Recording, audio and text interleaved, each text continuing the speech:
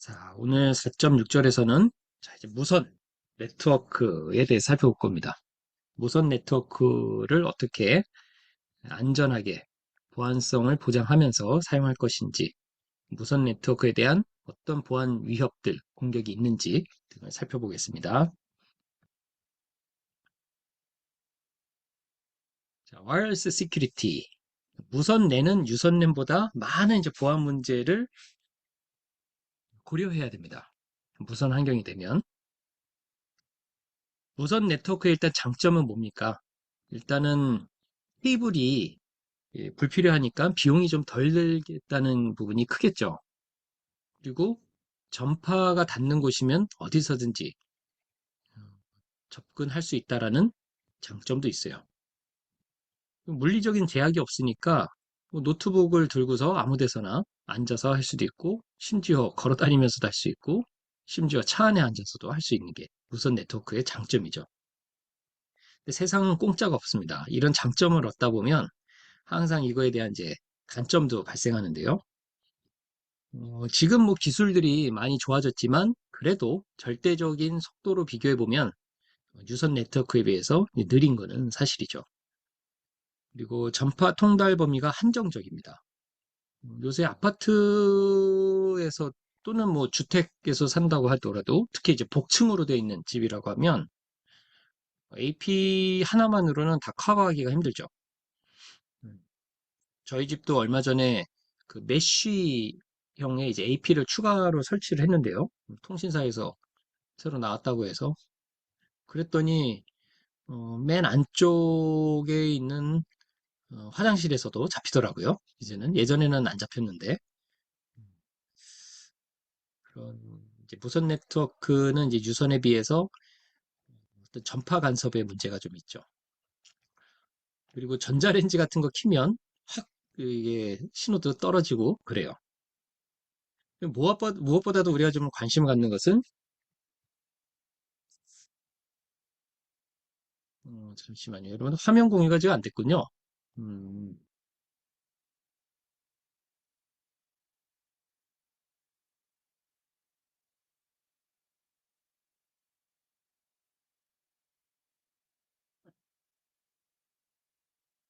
네, 아무도 얘기를 안 해주셔서 늦게 알았어요. 음, 네. 조금 이제 예, 사장 시작을 했고 예, 여기까지 얘기했고 여기까지 왔습니다. 네. 자, 그래서 무선 네트워크의 단점을 좀 얘기하고 있는데 우리가 지금 생각하고 있는 것이 이 부분이죠. 보안에 취약하다는 부분.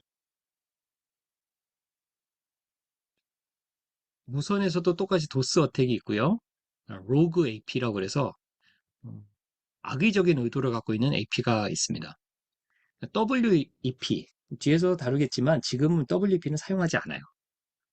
근데 좀 오래된 와이파이 AP를 쓰는 경우에는 아직도 WEP 모드가 살아있는 경우가 있어요. 한 5년 이상 된 AP에는 아직도 WEP가 있을 거예요. 최근에 한 5년 이내에 산 AP는 아예 WEP 메뉴가 없어요. 그래서 너무 오래된 AP를 쓰고 있고 또 WEP 모드를 쓰고 있다. 이거는 당장 사용을 중지해야 됩니다. 그리고 우리가 지금 많이 사용하고 있는 WPA 그 이미 크랙이 돼 있어서 WPA2 그리고 WPA3를 지금 쓰고 있죠. 자, 이 내용들은 뒤에서 살펴봅니다. 일반적으로 무선 내는 설계상 액세스 포인트를 기준으로 해서 한 100m 정도 범위 내에서 통신하는 것을 목표로 하고 있습니다. 음, 시간이 좀 있으면 한번 해보고 싶은데 저희 집이 아파트 한 19층인데 여기서 1층까지 AP가 좀 되돌하면 좋겠는데 아직 안 해봤어요. 되면은 정말 바깥에서도 AP를 쓸 수 있어서 좋을 것 같은데 음, 근데 이게 될지 안 될지 안 될 것 같아요. 예. 이제 안테나 문제도 있고 음, 어떻게 위에서 밑으로 이걸 할 건지 그래서 여하튼 한번 시간 되면 한번 시도는 해보고 싶어요. 자, 지금 이제 그림에서 보시는 것처럼 와이어리스 클라이언트는 이제 AP를 통해서 네트워크에 접속을 하죠. 무선랜 규약이 802.11이죠. 802.11. 그리고 AP를 통해서 그 다음부터 들어오게 되면은 전형적인 이제 유선 네트워크하고 똑같아요. 다만 이제 요 구간, 요 구간이 무선이라는 거죠. AP가 인터넷 서비스를 제공한다는 것은 AP가 유선 랜에 연결돼 있기 때문에 그런 거죠. AP는 반드시 유선으로 연결이 돼야 되죠. 여기는 유선으로. 그러니까 802.11은 802.11이 정의하는 것은 요 구간일 뿐이에요.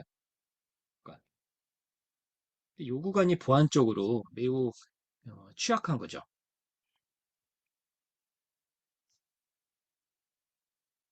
무선랜에 대한 공격 유형은 책에서 세 가지를 소개해주고 있습니다. 첫 번째, 무단 네트워크 접속, unauthorized network access. 우리 집에 있는 AP를 우리 집에 있는 AP를 윗집, 아랫집, 옆집 하고 공유하면은 인심이 좋은 집주인일까요? 아니면은 뭘까요? 예, 별로 기분이 안 좋죠, 여러분들. 음, 모르겠습니다. 인터넷을 한 집이 가입하고 주변 집들이 같이 인터넷을 쓴다든가 뭐 그렇게 하는 목적이 아니라면 웬만해서는 AP를 공유하지 않죠. 한 20년 전만 해도 인터넷 가입자는 한 회선만 쓸 수가 있었어요. 근데 지금은 그렇지 않죠. 집에서 보통 인터넷 가입을 하게 되면 어, 뭐 4인 가족이라고 하면 최소한 4개 이상이 접속을 해야 되잖아요. 과거에는 안 그랬어요. 하나만 접속이 가능했거든요. 지금은 이제 그렇게 제한을 안 하죠. 뭐 저희 집만 하더라도 한 10개 정도가 액세스 포인트에 접속을 하더라고요.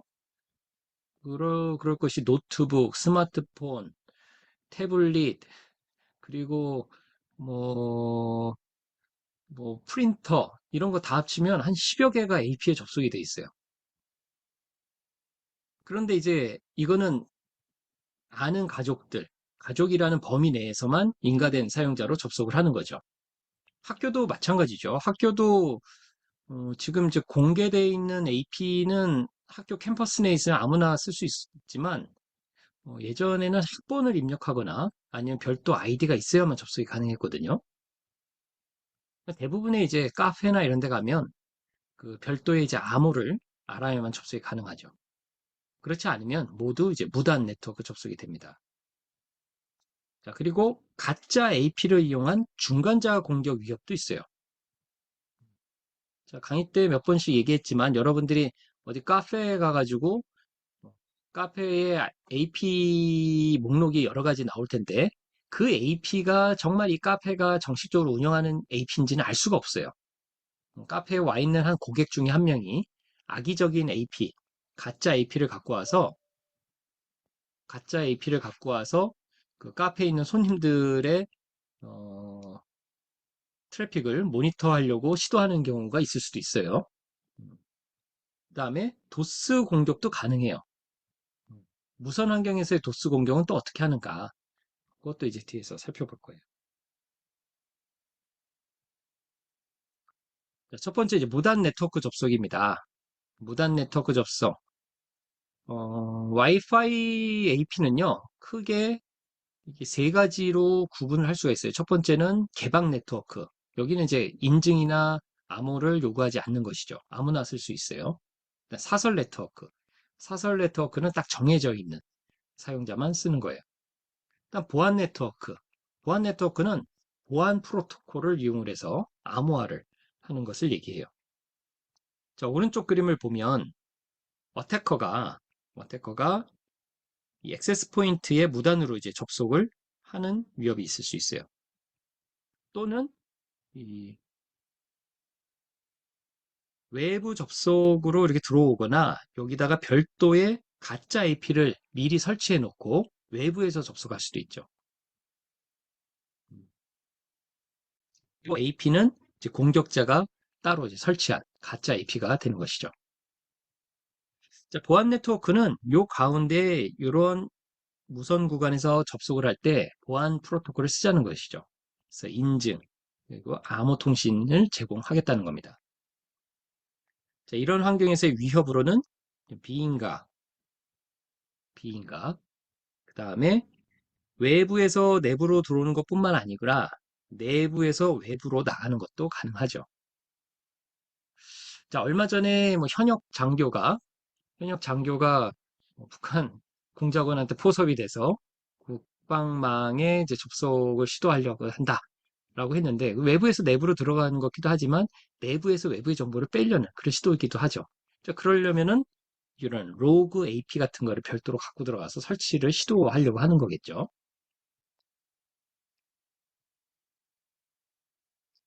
자, 그다음에 두 번째, 가짜 AP를 이용한 중간자 공격. 가짜 AP. 자, 가짜 AP는요, 일단 정상 AP보다 강한 신호를 써서 자기한테 접속을 유인하려고 합니다. 여러분들도 어디 외부에 가서 AP 찾을 때 가급적 신호가 센 거부터 찾잖아요. 그죠? 이름이 같더라도 좀 신호가 센 거를 찾죠. 가짜일수록 더 그럴 수도 있어요. 그리고 이 공격 피해자들은 희생자들은 가짜 AP에 접속해서 트래픽을 전송하게 되는데 이 무선 구간에서 전송되는 트래픽이 암호화되어 있지 않다면 모든 정보를 공격자하고 공유를 하게 되는 것이죠.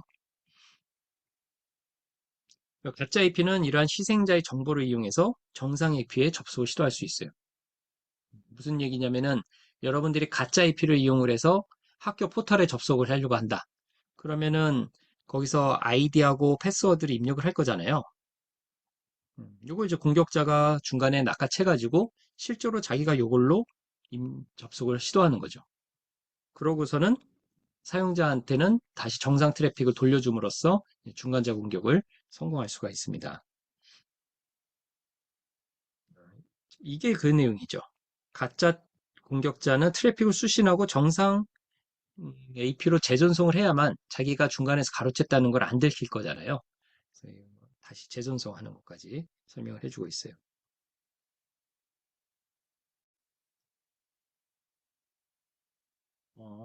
지금 좋은 질문이 들어왔는데요.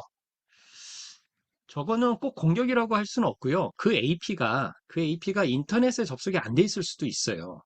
음, 보통 이제 메시지가 뜨죠. 접속은 됐지만 인터넷에 연결돼 있지는 않습니다. 이런 경우가 뜨는 경우가 있죠. 그거는 지금 이러한 AP가 실제로 유선에 요 구간에 문제가 있다는 거죠. 이런 건 여러분들 이제 좋은 질문인데요. 트러블 슈팅이라고 하죠. 어떤 네트워크가 안 될 때 문제점을 하나씩 하나씩 짚어가야 되는데 첫 번째, 신호는 세다. 신호가 세고 접속도 잘 된다. 그러면은 요 단말하고 AP 간의 연결은 문제가 없는 거죠. 그런데도 인터넷이 안 된다. 그럼 그 다음 단계 살펴보는 건 바로 이 구간을 살펴봐야겠죠. AP하고 인터넷 간의 연결이 잘 안 돼 있는 거죠. 좀 자주 실수하는 것 중에 하나가 이 AP 뒷부분에 보면은 포트가 여러 개 있잖아요. 그래서 여기 웬 그다음에 뭐 PC 1번, 뭐 2번, 3번 이런 식으로 돼 있잖아요. 그렇죠? 음. 여기에 보통 하나 이렇게 더 있는 경우가 있어요. 웬이 이제 인터넷에 연결해야 되는 거죠. 인터넷에. 근데 요거를 이제 로컬에다 연결하게 되면 이게 이제 인터넷에 연결이 안 되는 상황이 될 수가 있어요. 그러니까 신호가 항상 세다고 해서 공격기로 의심한다기보다는 그러면 이제 공격자가 잘 설정을 안 한 거가 되겠죠. 공격자 입장에서는 정상 서비스를 제공하는 것처럼 이제 보여줘야 되니까. 자, 다시 이제 그림을 잠깐 볼게요. 그림을 보면은 evil twin, evil twin은 이제 악의적인 목적으로 설치된 가짜 AP를 얘기합니다. evil twin. 예, 쌍, 아, 쌍둥이, 악마의 쌍둥이 이런 의미가 되겠죠, 그죠?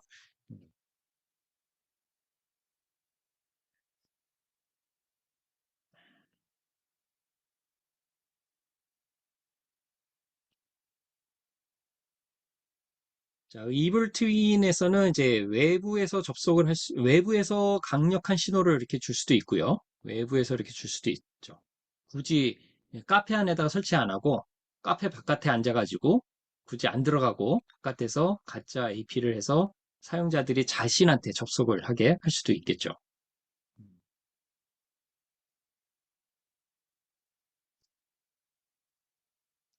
자, 이 대책을 한번 보죠.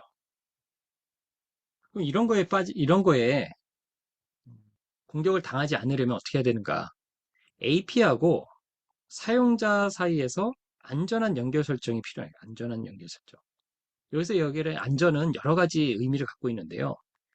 음, 이제 포괄적인 의미에서 이제 안전, 보안이 보장되는 그런 의미인데 사전 공유키를 이용해서 VPN 연결을 하는 것이 가장 안전하다고 볼 수 있어요. 자, 사전 공유키는 미리 알려주는 거죠. 프리 쉐어드 키. 사전에 공유한 키인데요. 그리고 요 무선 구간을 VPN으로 암호화 통신을 하면 이게 가장 안전하죠. 그럼 사전 공유 키는 어떻게 알려줘야 되느냐? 대부분 가면은 프론트에 써 있죠. 프론트에 그냥 패스워드 써 있잖아요. 그죠? 그럼 이걸 어떻게 안전하게 해야 되는 것이냐? 이게 이제 좀 문제긴 해요.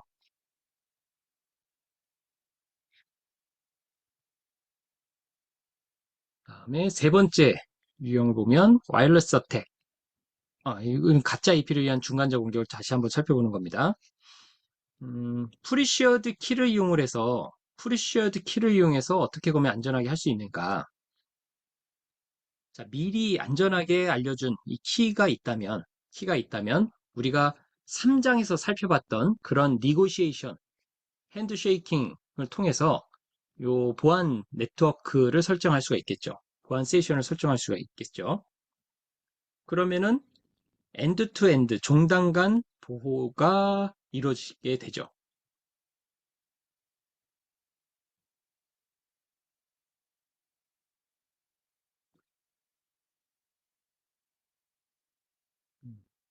자, 이렇게 종단 간 암호화가 되게 되면은 중간에 공격자가 있다 하더라도 이건 암호화된 패킷만 가기 때문에 어, 요거는 이제 안전하다고 얘기할 수 있는 것이죠.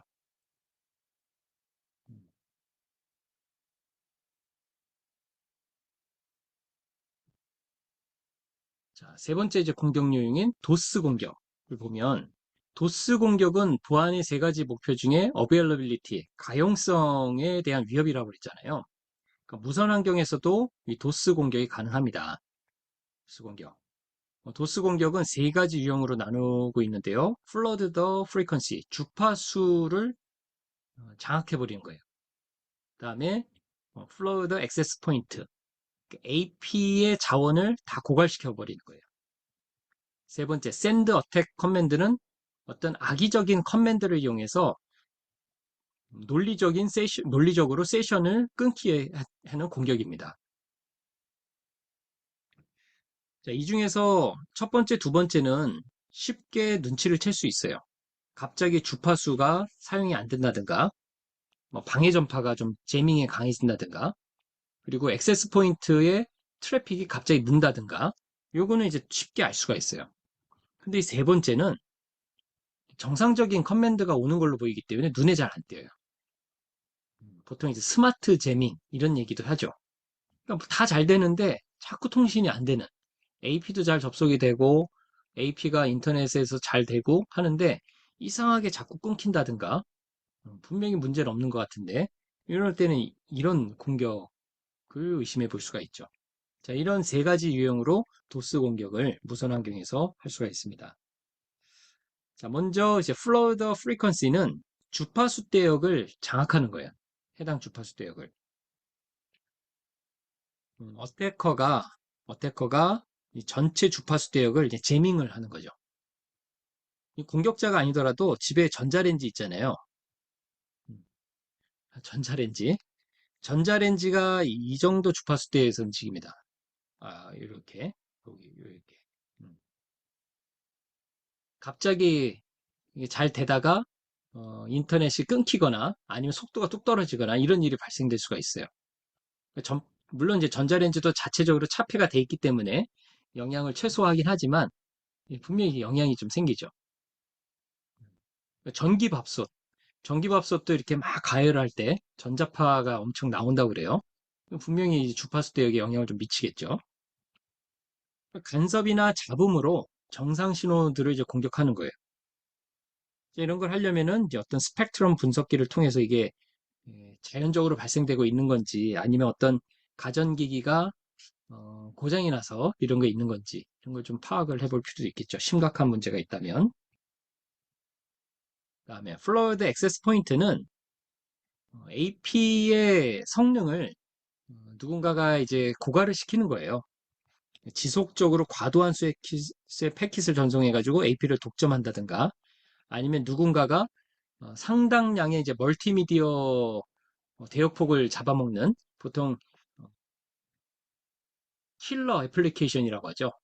누군가 킬러 애플리케이션을 하게 되면 AP의 처리량을 얘가 압도하면서 다른 사용자들이 AP 사용을 할 수 없는 그런 일이 발생이 됩니다. 보통 이제 온라인 게임이라든가 뭐 뭐 이런 것도 상당한 이제 트래픽을 잡아먹게 될 거예요. 그래서 카페 같은 데서 줌 같은 거 한다. 다른 분들한테 적지 않은 피해를 주게 될 거예요.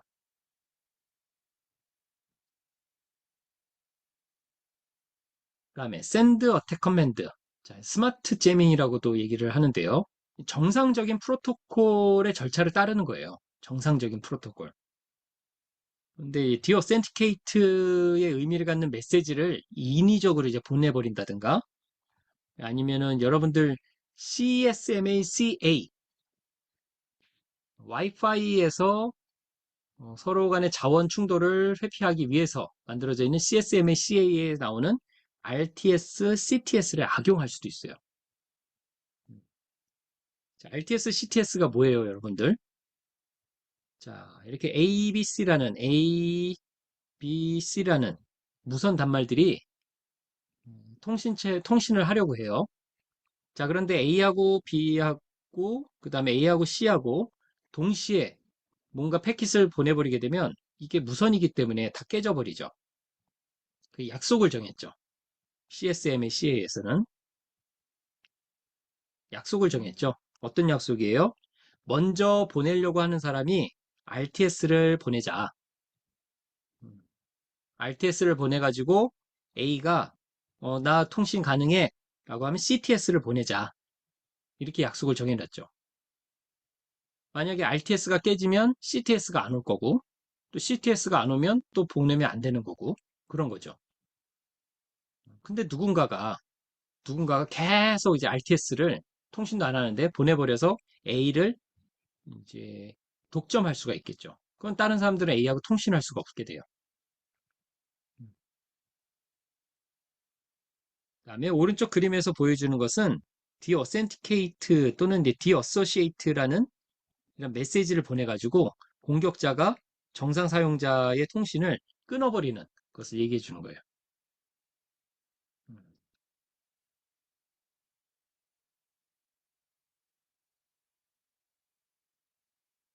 자, 그러면 이제 이러한 위협들이 있는데 이런 위협들에 대해서 그러면 어떻게 기술들이 발전됐는가? 자, 802.11i라는 표준이 있습니다. 802.11i. 802.11i는 현재 우리가 사용하는 와이파이의 보안 규정의 가장 모델이 되는 형태인데요. WPA 모델이라고 할 수 있어요. 이건 뒤에서 좀 더 구분을 해볼 거예요. 지금은 이제 802.11i라고 지금 얘기를 할게요.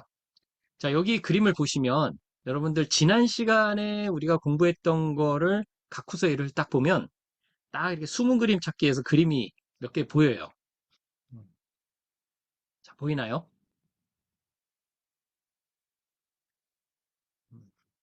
자, 먼저 이 녹색 그림을 한번 봅시다. 녹색 테두리.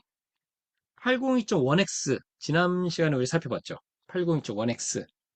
자, 802.1x 하면은 세 가지 구성 요소가 있어야 돼요. 있는지 볼게요. 자, 서플리컨트 있고 그다음에 어센티케이터 있고, 그다음에 어센티케이션 서버가 있어요. 802.1x의 세 가지 구성 요소가 모두 있죠. 음. 자, 이 녹색은 뭐예요? 유선 네트워크 구간이에요. 유선 네트워크 구간. 지난 시간에 우리가 얘기했던 그대로 있는 거죠. 그다음에 여기에 이제 EAP를 쓰고 있는 그런 환경이에요. 자, 이제 주황색 구간을 봅니다. 주황색 구간을 보면은 이제 무선 구간이에요. 무선 구간. 자, 여기도 보니까 서플리컨트가 있고 어센티케이터가 있어요. 그리고 어센티케이션 서버가 있습니다. 유선하고 무선하고 같은 네트워크에 이제 연결된 거를 가정하고 있습니다. 자, AP가 유선에 정상적으로 연결돼 있는 상황이에요. 아까 우리 허주영 학생 아까 질문했던 것처럼 얘가 신호도 세고 여기에 제대로 연결이 이렇게 돼 있다고 하면 이 AP에 접속하면은 네트워크 연결이 정상적으로 돼야 되겠죠. 근데 지금 여기서는 802.11에서 802.1x가 어떻게 구성되어 있는지를 보여주는 그림이니까 약간 이제 좀 지난 시간 거하고 비교해서 좀 보기 바랍니다. 자, 여기에 또 EAP가 들어와 있죠. EAP가. 그러니까 802.11i는요. 802.11i는 무선 환경에서 802.1x하고 EAP를 적용하는 방법을 정의해준 표준이에요.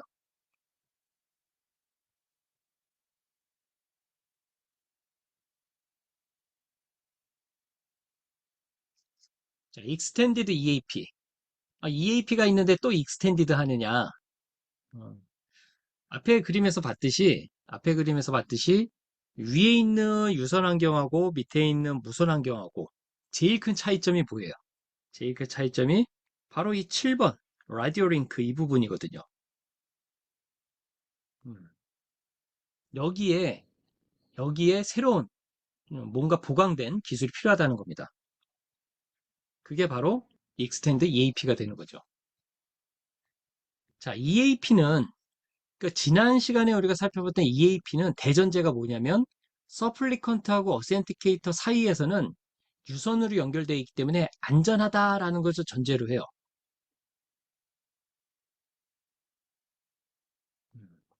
근데 무선은 그렇지 않잖아요. 무선은 누구나 다 들을 수도 있고 또 누구나 방해할 수도 있고 이런 환경이 무선이잖아요. 그래서 무선랜에서는 EAP에 대해서 보안성을 보장하거나 추가하는 것이 필요해요. 그래서 Extended EAP가 된 거예요. 자, 여기는 두 가지 관점으로 Extended EAP를 운영을 합니다. 첫 번째는 외부 인증, Outer Authentication. 두 번째는 내부 인증, Inner Authentication이에요. 무선이다 보니까 이렇게 외부와 내부로 구분을 하고 있어요. 그래서 외부는 우리 3장에서 봤던 핸드쉐이킹 하면서 니고시에이션 했던 것처럼 외부는 하나의 보호막을 처리하는 부분이라고 생각하시면 돼요. 무선 환경에서 보호막의 어떤 채널을 만드는 두 번째 내부 인증은 그 보호막에서 안전하게 통신할 수 있는 통신 방법이라고 생각하시면 돼요. 그래서 외부, 내부로 구분을 하는데 첫 번째 외부 인증은 AP, 액세스 포인트가 클라이언트에게 인증을 요청하는 겁니다. AP가 나는 믿을 수 있는 AP니까 나에게 접속을 해도 돼라는 것을 보증해 주는 게 외부 인증이에요. 음. 근데 지금 이렇게 설명을 해도 우리가 잘 깨닫기가 어려워요. 왜냐하면 대부분 우리나라에서 외부 인증을 쓰는 경험을 여러분들 하기가 어려울 거예요. 특히 학교는 다 그냥 오픈돼 있고 카페도 이렇게 안 하고. 근데 이제 규주, 어, 표준상으로는 이렇게 구분이 돼 있어요. 음, 또 KTX 타면은 여러분들 무선 와이파이 쓸 수 있죠. KTX. 거기도, 거기도 사용자 구분을 하긴 하는데, 인증서 개념을 보이지는 않는 것 같아요. 보니까. 저도 생각해 보니까. 그러니까 인증서가 있어야 되거든요. 인증서. 인증서를 확인할 수 있어야 돼요. 그러니까 외부 인증은 AP에 있는 인증서를 클라이언트가 확인을 해주는 단계예요. 음. 일단 내부 인증은 클라이언트가 EAP에게 자신을 인증하는 단계예요. 클라이언트가. 자, 밑에 그림을 봅시다. 먼저 아우터 오센티케이션. 아우터 오센티케이션은 AP가 클라이언트에게 인증을 요청하는 거라고 그랬죠. 그래서 어떻게 합니까? 액세스 포인트가 이 디지털 서명을 이용해서 이러한 보안 통신을 형성을 해줘요. 3장에서 했던 Secure 커뮤니케이션 채널을 만드는 거죠. 그래서 SSL TLS의 보안 채널을 만들게 되면 일단 이 채널은 안전하게 되는 거죠. 채널이 안전하게 되는 거죠. 자, 이게 만들어진 상황에서 인너 오센티케이션으로 들어갑니다. 인너 오센티케이션은 EAP를 쓸 수 있도록 요 내부에서 클라이언트가 AP에게 자신의 인증하는 거예요. 그러니까 아우터 오센티케이션이 이루어지게 되면 그 다음부터는 앞에서 했던 EAP 프로시저가 동작한다고 볼 수 있어요. 여기서 제일 중요한 게 뭐겠어요? 아우터 오센티케이션이 이루어져야 되는 거죠. AP가 신뢰할 수 있는 AP여야 된다는 거죠. 집에 있는 AP 같은 경우는 굳이 인증서가 없어도 내가 AP를 관리하고 또 이 AP를 다른 거하고 식별을 할 수 있으니까 굳이 이런 거 할 필요는 없겠죠. 그렇죠? 근데 외부에 나가게 되면 그 AP가 맞는지는 확인을 해봐야 돼요. 근데 이러려면은 인증서 기반으로 해야 되는 거죠. 근데 굳이 인증서까지의 구분을 구성을 안 해주고 있죠. 인증서를 하려면은 디지털 서명을 제공을 해줘야 되는데 그 별도로 또 구축 비용이 들어가거든요. 그래서 이거는 우리가 쉽게 주변에서 경험해보지는 못하고 있는 것 같아요. 자, 흔히 이제 우리나라에서도 이제 공공 와이파이라는 게 있었어요. 공공 와이파이. 요새도 이게 하고 있는지 모르겠는데요. 요 보시면 화면을 좀 캡처했는데 여기 사용법이 나와 있어요. 사용법 보면은 EAP 방식, PEAP 이런 얘기가 나와요. 그다음에 CA 인증 이렇게 나오죠. 여기 보시면은 CA 인증서는 설정 안 함으로 돼 있어요. 예. 어. 그러니까 요 인증서에 대해서 확인을 안 하는 거거든요. 자, 다시 앞에 보면은 이러한 이제 익스텐디드 EAP를 제공하는 기술이 EAP TLS, PEAP가 있어요. EAP TLS는 가장 안전하다고 할 수가 있는데 EAP TLS는 AP하고 클라이언트가 모두 인증서가 있어야 돼요. AP뿐만 아니고 클라이언트까지 인증서가 필요한 것이 EAP TLS예요. 근데 대부분 그렇지 않잖아요. 그래서 우리가 일상적으로 쓸 수 있는 게 바로 PEAP입니다. PEAP. 우리 책에서도 설명을 해주고 있는데 PAP는 시스코사하고 MS사에서 적극적으로 어, 사용하고 있는 기술이에요. 그래서 여기도 보면 공공 와이파이에도 보면은 PAP를 선택하라 이렇게 돼 있죠. 음. 지금 돌이켜보면 이런 매뉴얼이 너무 어려워요. 그죠? 일반 시민분들이 PAP가 뭔지 뭐 어떻게 다 관심을 갖겠어요. 그죠? 여러분들은 앞으로 이제 공공 와이파이나 이런 거 보면 척하고 이제 PAP가 말이야. 그래서 어, 얘기를 해주시면 아주 멋질 것 같습니다. 여기 참고로 여러분들 AP 검색 방식을 다시 한번 봅시다. 2학년 때 한번 공부하셨을 텐데요. AP 검색 방식은 패시브하고 액티브 모드로 구분이 됩니다. 근데 이게 좀 헷갈릴 수가 있어요, 여러분들. 밑에 그림을 보죠. 밑에 그림 왼쪽이 패시브인가요? 오른쪽이 패시브인가요?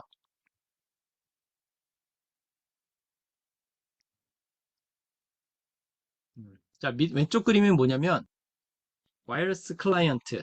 그러니까 여러분들이 노트북을 갖고 학교 강의실에 왔어요. 강의실에 오니까 그 와이어리스 와이파이 목록을 쭉 보니까 쭉 목록들이 나올 거 아니에요. 목록이 나온다는 것은 AP가 이런 정보를 보내줬다는 거거든요. 이게 이제 패시브죠. 그래서 여러분들 스마트폰 딱 켜가지고 와이파이 목록 보면은 쭉 나오는 거. 그거를 이제 보내주는 거를 그대로 보는 것이 이제 패시브 모드예요. 패시브 모드. 그 액티브 모드는 뭐예요? 액티브 모드. 액티브 모드를 써볼 일이 별로 없죠. 액티브 모드는 내가 AP의 아이디를 알고요. 그러니까 AP의 SSID, 그러니까 AP의 이름인 거죠. 그리고 거기에 필요한 뭐 패스워드도 내가 다 알고 있는 거예요. 그래서 내가 거기서 입력을 해서 직접 연결을 하는 거죠. 이게 바로 액티브예요. 음. 그래서 이건 액티브하고 패시브를 헷갈릴 수가 있는데 예, 클라이언트 관점에서 보는 겁니다. 클라이언트 관점에서.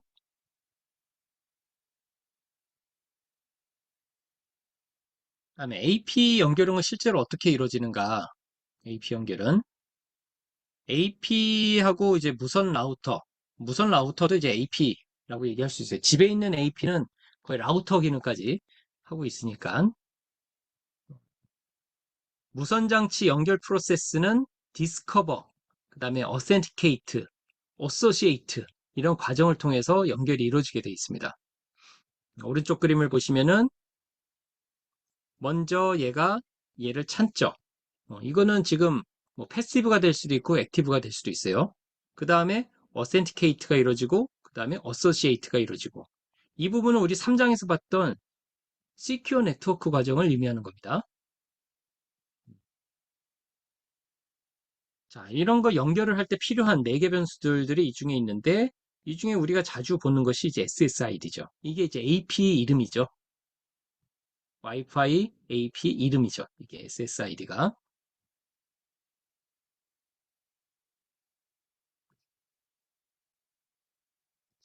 자, 다시 이제 교과서로 돌아오는데요. 교과서에서는 코어 와이어리스 시큐리티 프로토콜이라고 설명을 해주고 있어요. 코어 시큐리티 프로토콜. 코어 와이어리스 코어 와이어리스 시큐리티 프로토콜이라고 불러주고 있는데 지금 책에서 지금 WEP, WPA 등에 대해서 얘기를 해주고 있는데 우리는 WPA2, WPA3 좀 잘 알아두도록 하겠습니다. 자, 우리 책에서 지금 얘기해주는 이 부분이 무슨 뜻이냐? 이 코어 와이어리스 시큐리티 프로토콜이 엔드 투 엔드의 시큐리티를 보장해 주는 건 아니라는 얘기죠. 얘가 관심 갖는 부분은 이 영역 부분이에요. 나머지 AP에서 요 유선 구간은 별도의 보안이 보장이 돼야 돼요. 엔드 투 엔드가 아니에요. 제일 좋은 건 뭐라고 그랬어요? 엔드 투 엔드로 여기 VPN으로 연결하는 거라고 그랬죠. 근데 이제 요 표준상으로는 무선은 무선 구간만 보호를 해줍니다.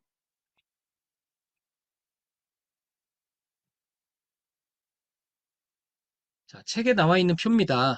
책에 나와 있는 표인데 WEP, WPA는 모두 이 중에서 WEP는 사용을 절대 하면 안 되고요. WPA는 뭐 부득이하게 쓴다면은 뭐 어쩔 수 없어요. 뭐 해외여행을 갔는데 거기에 WPA밖에 안 된다. 그럼 이해할 수밖에 없죠. WEP는 절대로 해서는 안 돼요. 자, 이 표를 보면 여러분들 뭐 처음 보는 그런 표현이 있나요? 모두 우리가 지금까지 한 번씩은 다 다뤄봤던 표현들이에요. 여러분들의 지식이 그만큼 이제 확장이 됐는데요. 자, WEP는 RC4라는 암호 알고리즘을 사용하네요. 암호 알고리즘 어디에 써요? 얘는 confidentiality, 기밀성 보호를 위해서. 자, WPA도 RC4를 써요. WPA2는 AES를 쓰네요. 현존하는 가장 안전한 대칭키 암호 알고리즘인 AES를 사용하고 있습니다. 근데 키 길이가 128비트예요. 그 다음에 오토매틱 리킹. 리킹은 뭐냐? 키죠, 키. 키. 키를 제공하는 게 키. WEP는 리킹에 대한 알고리즘이 없어요. 근데 WPA는 TKIP라는 모드가 있고요. WPA2는 AS, SysMP라는 모드가 있어요. 자, 표현이 되게 어려운데 여기 여러분들이 아는 단어가 나와요. 보면은 카운터 모드 with CBC MAC 프로토콜.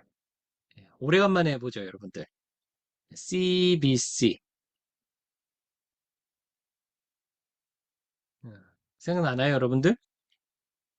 블록 암호 알고리즘에서 모드 중에 하나죠. CBC 모드. 음, 뭐 그런 게 있었어요, 여러분들. 네. 그래서 블록 암호 알고리즘에 나왔던 모드에 대한 얘기죠. 그다음에 여기서 맥은 뭐예요? 메시지 어센티케이션 코드. 그렇죠? 그것도 우리 앞에서 봤던 거죠. 그래서 CBC를 이용해서 맥을 구해놨다는 얘기예요.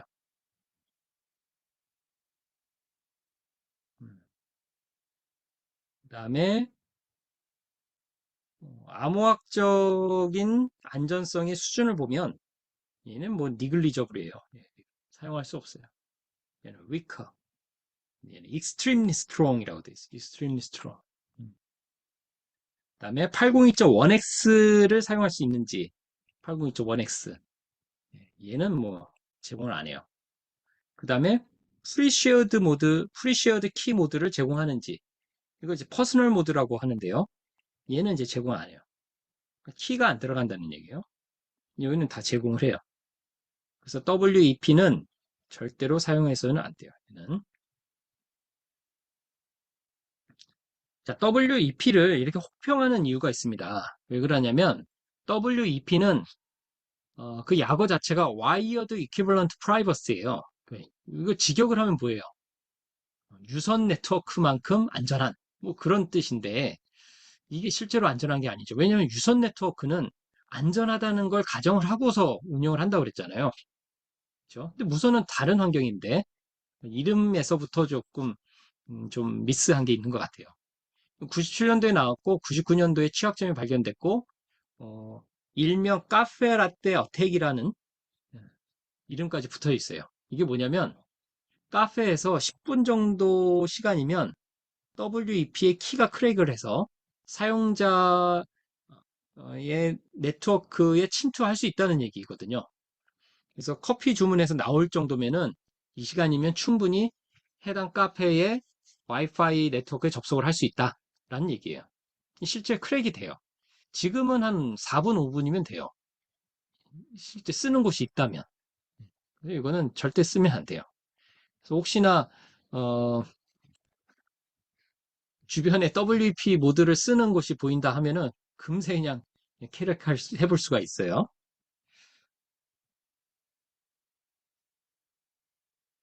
자, WP 취약점에 대해서 좀 상세히 설명을 해놨는데 음,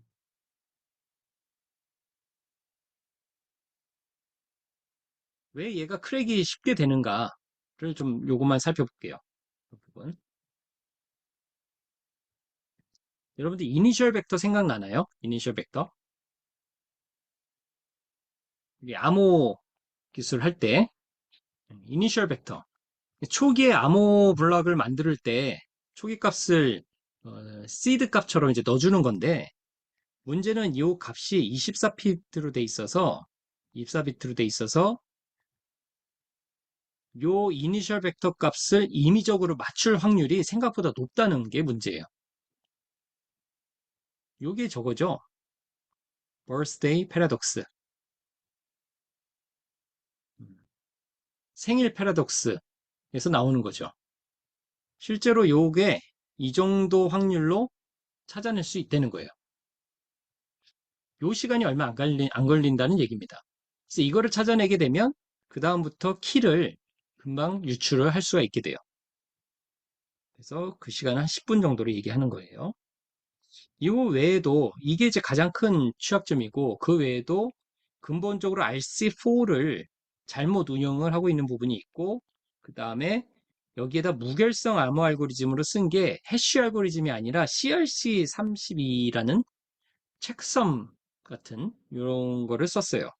그 얘는 이제 암호학적인 해쉬 알고리즘이 아니거든요. 선형적인 특징을 갖고 있다 보니까 문제는 이제 무결성이 제대로 보장이 안 돼요. 그래서 이러한 대표적인 세 가지 취약점이 들어가 있는 기술입니다. 그래서 이 WP는 지금 사용을 하지 않고 있어요. 그런데도 한 2010년도까지 나온 AP에는 WP 기능이 계속 들어가 있었어요. 지금도 어느 카페나 이런 데 가면은 이런 아직도 쓰는 데가 있을 수도 있어요. 그래서 스마트폰에도 보니까 어떤 곳에 WP로 접속이 되면 접속을 못하게 하는 메시지도 워닝을 띄워주더라고요. 분들은 이걸 잘 알아두시기 바래요. 자, 그래서 WEP가 이런 문제점이 있는 것을 보호하기 위해서 WPA가 만들어졌습니다. 그래서 여기부터는 이름이 Wi-Fi가 들어가요. Wi-Fi Protected Access. 이제는 유선하고는 완전히 차원이 다른 기술을 썼다는 겁니다. 하지만 얘는 좀 시급히 만들다 보니까 완전한 그 기술 변화가 생기진 않아요. 그래서 일단은 RC4를 그대로 사용을 하고 이니셜 벡터는 조금 개선을 좀 시켜놨어요. 24비트만으로 안 되니까 비트 수를 좀 키워놨죠. 그리고 TKIP라는 기법이 들어가요. TKIP. TKIP가 들어가면서 802.1x EAP 적용이 가능해졌어요. 들어가면서. 그리고 아까 무결성에 대해서도 이거를 사용하지 않고 이런 새로운 MIC라는 기술이 들어가서 무결성도 보완을 해줬어요. 그래서 WPA가 꽤 오랫동안 잘 사용이 됐는데 지금은 안전하지가 않습니다. 얘도. 왜냐면은 그 WEP에서 많이 보완이 됐지만 근본적인 부분들이 그렇게 개선이 안 돼서 그래요. 자, 그러면 우리 가정에서 대부분 사용을 해야 하는 것이 뭘까요? WPA2입니다. WPA2. 오늘 강의 마치면 한번 집에 있는 AP 한번 검사해 보세요. 지금 어떤 모드로 되어 있는지. 다음 시간에 한번 물어볼게요, 여러분들. 혹시 AP에 로그인 한 번도 안 해봤나요? 아빠가 혹시 관리해서? 어, 어쨌든 집에서 누가 AP를 관리하고 계시는지 한번 확인해 본 다음에 관리자 번호는 바꿨는지 어, 그리고 모드는 제대로 돼 있는지 오늘 꼭 한번 살펴보세요. 다음 시간에 한 3, 4명 학생들한테 한번 물어볼게요. 예. 자, WPA2는 정식적으로 진짜 전문가들이 모여서 심혈을 기해서 만들었다고 그래요. 그러면서 얘를 802.11i 표준이 된 거죠. 그 어떤 면에서 좀 다른가? 자, 얘는 TKIP에 비해서 CCMP라는 프로토콜을 사용을 해요. CCMP. 거의 얘는 새로 설계한 거예요. 새로 설계. 여러분들 그 모드 앞에서 얘기했죠. 이제 카운터 모드, CBC 모드. 요 생각이 나나요, 여러분들? 모드의 세 가지는 꼭 기억을 하라고 그랬죠. ECB 모드, CBC 모드, 카운터 모드가 있는데 그 중에 두 개가 지금 여기에 나와요. 카운터 모드 그리고 CBC. 물론 이 CBC는 MAC, 메시지 어센티케이션 코드에 쓰이고 있는데요. 우리가 앞에서 다뤘던 모두 세 가지 중에 두 가지가 지금 여기 접목이 돼 있어요. 자, 그리고 대칭키 길이도 128비트로 늘어났어요. 늘어났고 초기 벡터 값은 48비트. 자, 뭐니 뭐니 해도 AS가 들어와 있어요. AS.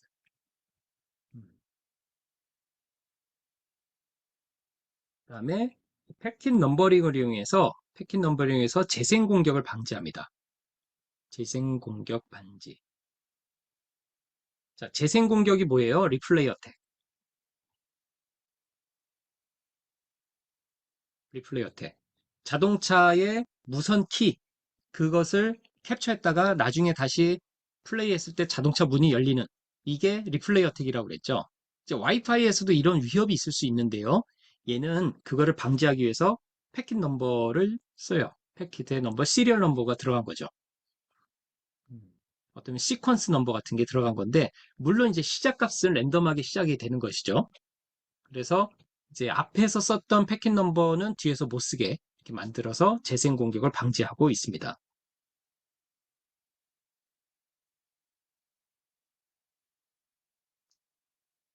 자, 지금 흐름을 좀 잘 생각했어요. WEP, WPA, WPA2. 어떤 곳은 여기 WPA1이라고도 해요. 지금 이제 여기 지금 살펴봤는데, 자, 여기까지 살펴봤고, 다시 좀 이런 모드를 살펴봅니다. 자, WPA2에 여기에 PSK 모드가 있어요. 이 PSK 모드가 뭔지를 지금 이 슬라이드에서 얘기해 주는 거예요. 자, 802.1x에서 중요한 역할을 하는 세 가지 구성 요소 중에서 어센티케이션 서버는 가정집에 넣기가 어렵죠. 생각해 보세요. 여러분들 집에 WPA2를 쓰고 싶은데 여기서 802.1x로 사용자 접근 제어를 하고 싶으면 어센티케이션 서버가 있어야 되거든요. 근데 이건 한 번도 못 봤죠, 집에서. 이걸 대체하는 것이 바로 PSK입니다. 프리시어드 키. 사전에 키를 공유하면 되는 거죠. 카페나 이런 데 중요한 데 모두 키를 이용하죠. 여러분들 집에서 쓰는 AP도 모두 키를 이용을 하죠. 혹시 키 안 넣고 이웃집하고 공유하고 있는 집 있나요? 그렇죠. 다 키가 들어가 있죠.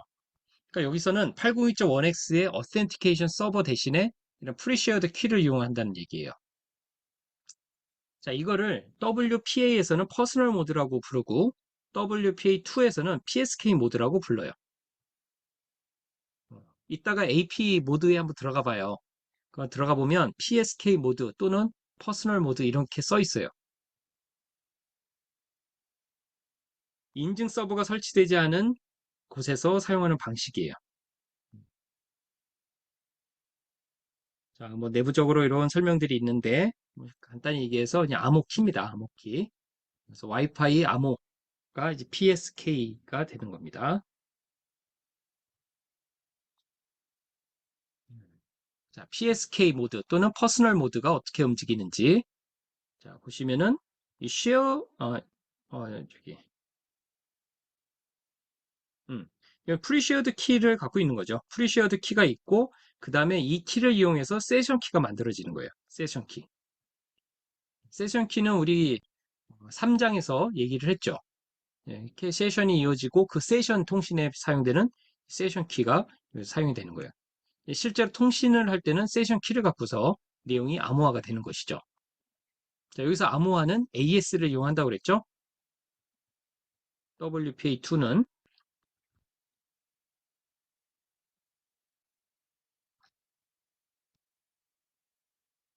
자, 그래서 이거를 WPA PSK라고 불러요. WPA PSK. 자, 밑에 그림을 보면서 설명을 할게요. 자, WPA2 모드가 있죠. 이따가 여러분들 AP 그 관리자 모드에 들어가면 WPA2에 PSK 모드가 있을 거예요. 그리고 뭐 CCMP라고도 이제 보일 거예요. 이건 선택을 할 수가 있는 거거든요. WPA1에서는 TKIP라고 불러요. TKIP. 자, 여기 엔터프라이즈 모델이 있죠. 엔터프라이즈. 여기 퍼스널이 있고, 엔터프라이즈 모델은 802.1x의 어센티케이션 서버로 운영할 수 있는 환경을 얘기합니다. 그러니까 대부분의 가정집은 이런 환경이 아니죠. 대부분의 가정집은 이런 상태로 쓰죠. 이런 상태로. 그래서 여러분들이 AP 이따 관리자 페이지에 들어가 보게 되면 첫 번째 체크해야 될 게 WPA2로 되어 있는지, 그리고 PSK로 되어 있는지, 그리고 CCMP AS를 쓰고 있는지 이 세 가지 정도를 확인하면 될 거예요. 아니, 이렇게 한 두 가지는 최소한 확인을 해봐야 돼요. WPA가 돼 있는지, PSK가 돼 있는지. 아마 얘를 설정하게 되면 설정이 안 될 거예요. 왜냐면은 인증 서버가 있어야 되니까.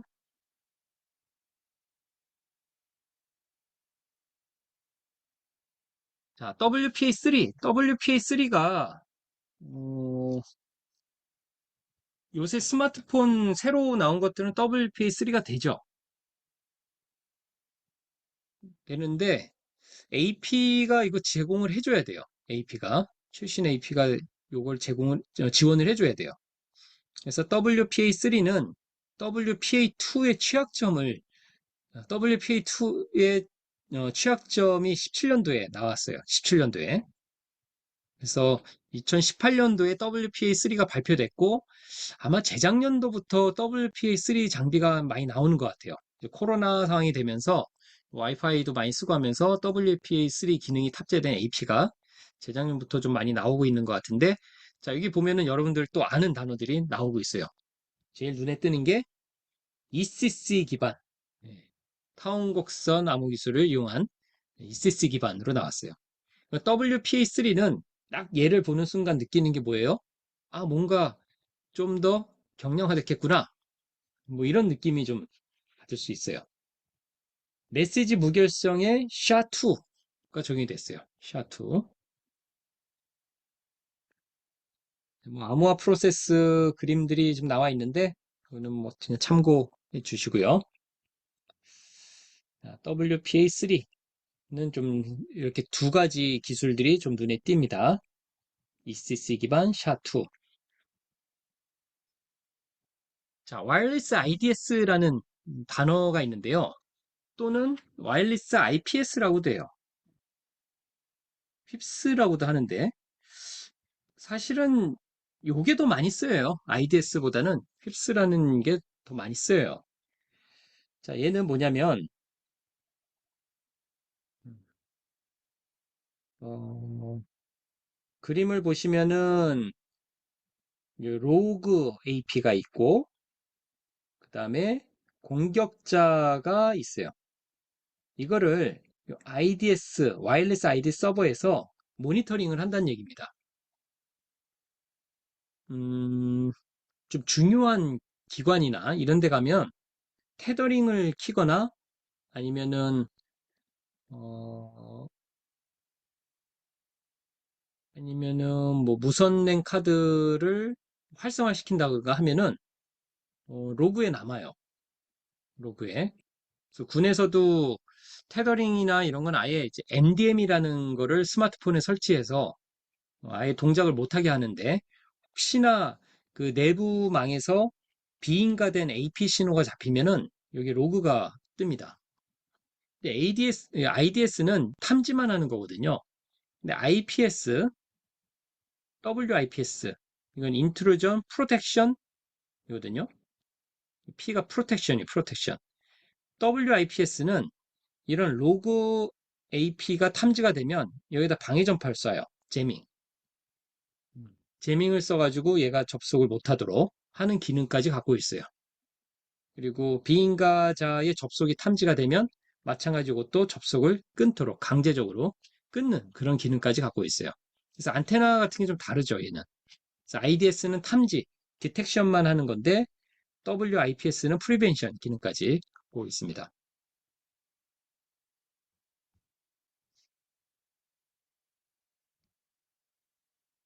자, 802.11의 어떤 보안에 대해서 잘못된 인식을 강조해 주는 내용입니다.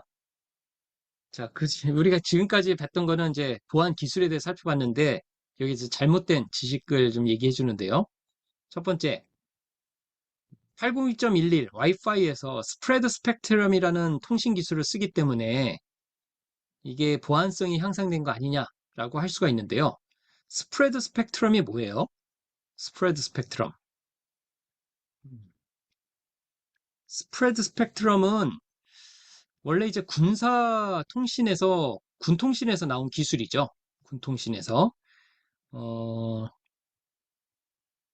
스펙트럼을 이제 확산시킨다는 얘기인데요. 이 확산시키는 방법도 크게 두 가지, 세 가지 정도가 있는데, 뭐 주파수를 여러 군데로 하핑을 하는 곳이 있고요. 아니면 신호를 코드 베이스드로 해서 낮춰주는 방법이 있어요. 근데 이거는 와이파이에서는 이게 어떤 보안성을 위해서 쓴다라기보다는 802.11 와이파이는 비허가 무선 대역에서 쓰거든요. 아까 얘기했듯이 전자레인지하고 같은 주파수 대역을 써요. 그래서 이런 데는 굳이 허가 받지 않고 쓰는 거거든요. 그래서 다른 장비에 피해를 주면 안 됩니다. 그래서 얘는 쓰고 있는 거지 보안 목적으로 쓰고 는 것은 아니다. 그래서 스프레드 스펙트럼이 군통신 기술에서 나왔지만 와이파이에서는 보안 목적으로 적용된 것은 아니다. 라는 이제 오해를 이제 여기서 설명해 주고 있는 거고 두 번째는 SSID, 서비스 셋 아이덴티파이어. 앞에서 얘기했죠. AP의 이름을 얘기하는 거잖아요. 그러면 SSID를 액티브 형태로 해서 AP에서 SSID를 방송을 안 하게 할 수 있거든요.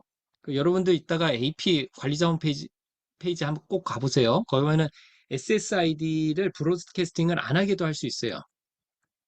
그러면은 어떻게 찾느냐? 이름을 알고 있으면 직접 입력해서 찾는 거죠. 자, 그러면은 이웃집에서 우리 집의 AP의 이름을 못 보면 접속을 못 하는 거 아니냐? 어, 반은 맞고 반은 틀려요. 뭐냐면은 SSID가 이렇게 브로드캐스팅을 안 해도 실제로 패킷에 요 프레임에 요 SSID가 평문으로 들어가서 통신이 돼요. 그러니까 무선의 특성상 내 통신이 아니더라도 평문으로 오는 메시지는 볼 수가 있거든요. 그래서 와이파이 스니퍼를 이용하면 SSID가 다 뜹니다. 그러니까 찾고자 하면 SSID는 쉽게 찾을 수가 있어요. 그래서 SSID 방송을 안 한다고 해서 SSID를 감출 수 있는 게 아니에요. 근데 좀 불편하긴 할 수 있죠. 불편하긴 할 수 있지만 안전을 보장해 주진 않습니다. 세 번째, 맥 주소를 제어하면 되지 않겠냐? 그 AP 관리자 페이지에 가면 AP의 관리자 페이지에 가면 맥 주소를 제한할 수가 있어요. 그래서 뭐 아빠, 엄마, 뭐 누나, 동생, 오빠, 형의 스마트폰의 맥 주소를 다 수집해 가지고 AP에다가 이거를 다 등록하고 우리 가족만 쓰게 할 수가 있어요. 쓰게 할 수 있는데 나오죠. 이 맥 주소는 변주가 가능해요. 예, 변주가 가능하기 때문에 얘도 불편하게는 만들 수 있지만 보안성을 보장해 주지는 않아요. 음. 자, 그러면 이 세 가지를 보면은 지금 어떻게 느껴져요? 예, 와이파이가 써야 되나 말아야 되느냐 이런 뭐 생각까지 들지만 잘 쓰면 돼요. 잘 쓰면 돼요. 잘 쓴다는 건 뭐냐? 아까 여러분들 과제 아닌 과제를 줬듯이 첫 번째 WPA 2 또는 3로 되어 있는지 확인하시고 세 번째 PSK의 안전한 키를 쓰고 있는지 이걸 꼭 확인하세요. 그리고 AS 암호화를 제대로 하고 있는지 확인을 하시면 안전하게 쓰실 수가 있어요.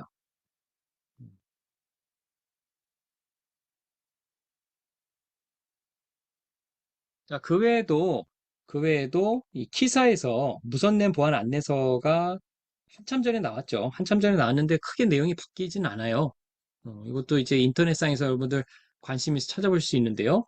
와이어리스 랜 보안 대책이 나와 있어요. 이거 나온 배경이 있는데요. 은행에서 처음에 와이파이를 도입했을 때 어떤 공격자들이 은행 주차장에서 거기 은행의 와이파이에 접속을 시도하려고 하다가 경찰에 잡혔어요. 경비원한테. 그런 일이 있었거든요. 그래서 이제 이런 문서가 나왔어요. 자, 기술적 대책, 관리적 대책, 정책적 대책 등이 있습니다. 기술적 대책으로는 안전한 기술들을 사용을 해라. 근데 이것만은 부족하죠. 이걸 제대로 사용해야 되죠. 예. 제대로 사용해야 되죠. 제대로. 무선 방화벽, 무선 침입 방지 시스템, 무선 침입 탐지 시스템. 얘가 WIPS, 얘가 WIDS가 되는 거죠. 음. 그래서 중요한 기관 같은 데는 이런 게 설치가 돼 있어요. 그래서 함부로 어, 와이파이 쓰면 안 된다는 곳에서 와이파이 키거나 테더링 했다가는 예, 로그에 남게 돼요. 관리적 대책. 이거 제대로 사용하는 방법에 대해서 정책을 수립을 해야 되고, 그리고 관리자, 이용자에 대한 교육을 잘해야 돼요, 교육. 음. 정책적으로도 합리적인 이제 보안 가이드를 제공해주고, 강력한, 강력한 무선내 보안 컴플라이언스를 제정을 해줘라. 이 규칙을 잘 정하라는 얘기입니다. 자, 오늘은 이제 와이파이에 대해서 아주 그냥 전반적인 내용들을 아주 그냥 빠르게 해서 살펴봤습니다. 한, 한 시간 동안 이걸 다 살펴봤는데요. 일상생활에 아주 밀접하죠, 지금. 아주 밀접해요. 그래서 오늘 여러분들 다룬 내용들은 일상생활에서 아주 쓰이는 용어들이에요. 그래서 AP, 집에 있는 AP 한 번도 관리자 페이지 안 들어가 학생들도 오늘 이나 주말에라도 한번 꼭 들어가 봐서 이 용어들을 한번 확인을 해보세요. 그래서 아까 얘기했듯이 WPA2가 돼 있는지, 뭐 WPA3 쓰고 있으면 아주 좋아요. 하지만 AP가 이렇게 최신이 아니면 없을 거예요, 메뉴가. 그래서 얘 정도는 꼭 있어야 돼요. PSK 제대로 사용하고 있는지 잘 확인하기 바랍니다.